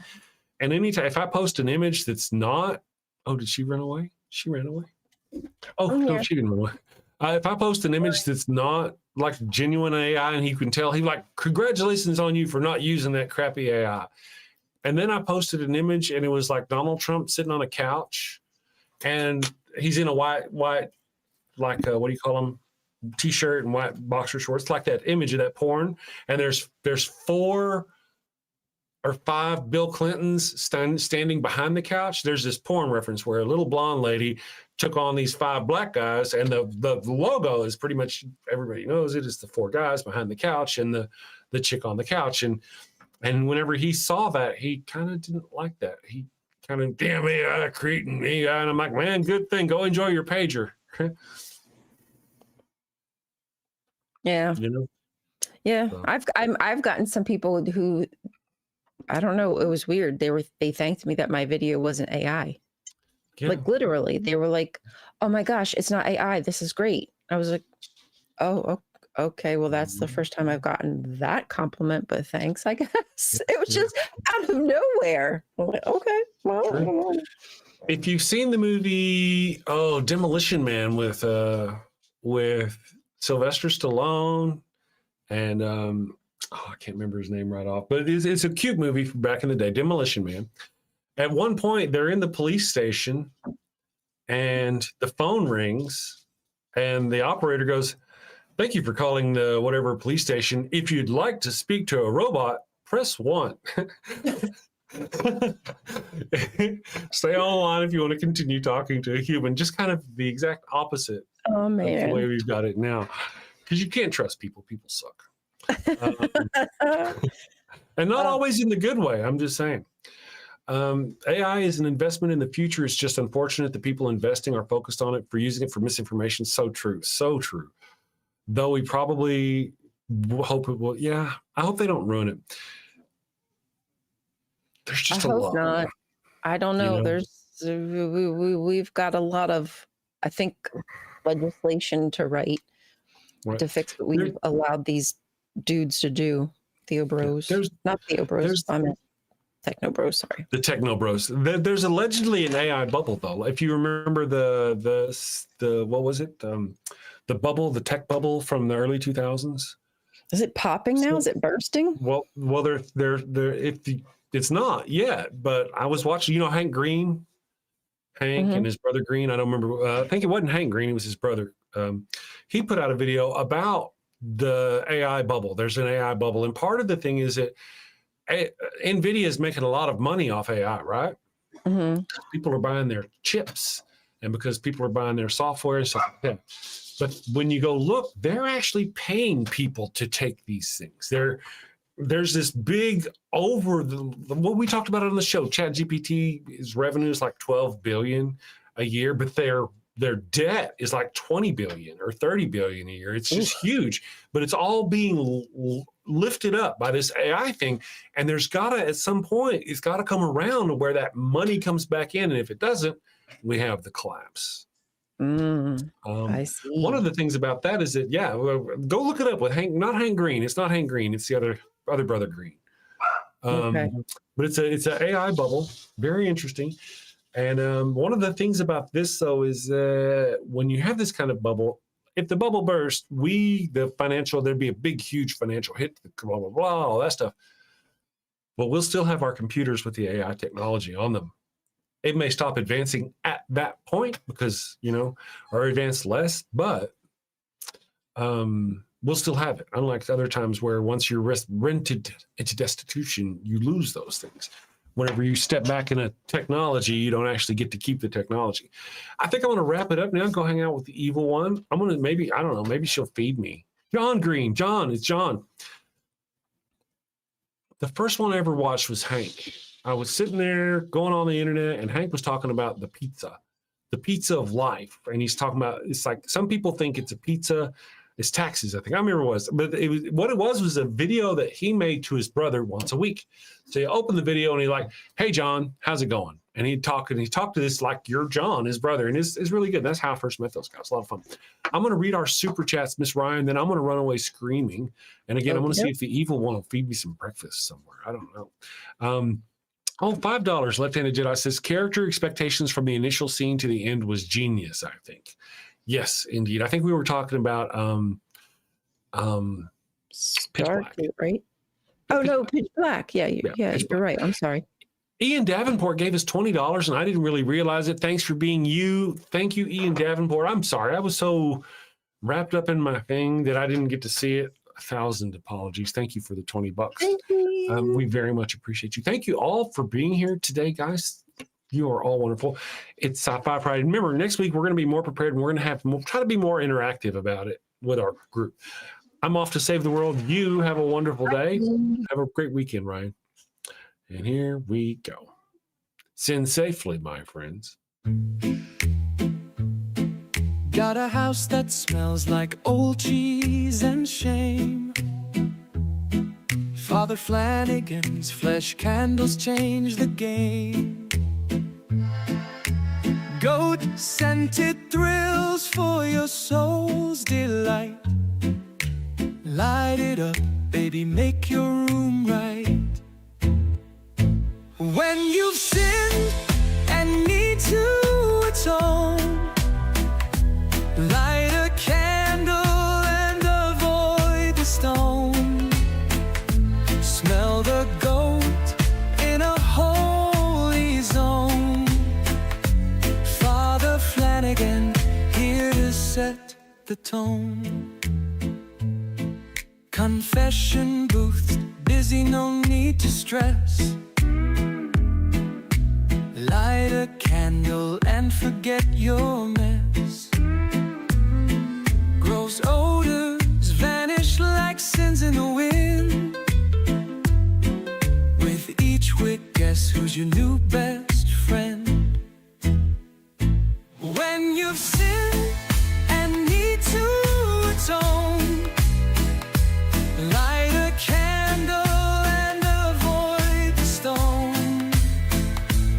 Smell the goat in a holy zone. Father Flanagan here to set the tone. Lambs and calves may have their day, but goats the scent that leads the way. Clean your slate with a sniff so pure. Father Flanagan's got the cure. Turn your home into a saintly space. With every whiff, find redeeming grace. From your living room to the kitchen sink, light the goat candle, don't even think.